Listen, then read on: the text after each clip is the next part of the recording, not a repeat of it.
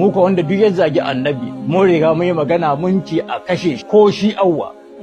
Duk wanda ya zagi annabi, whosoever insult the prophet sallallahu alaihi wasallam, even if he is a governor or a sultan and you get a concrete evidence, you should kill him. Magana guda ce, ku kashe shi ko shi awwa. Kuma duk abin da za a yi an daɗe ba a yi ba, sama ta daɗe ba ta faɗo ba, ko kuma ƙasa ta daɗe ba ta yi girgiza ta girgije kowa da kowa ba. Haka ma duk wani gwamna ko wani basaraki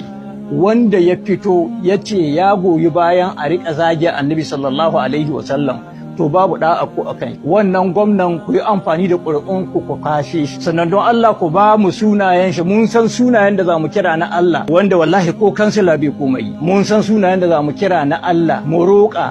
wallahi billahi tallahi ko kansila bai komai, balle a yi magana ya yi sakanta, balle ya je ya yi sanata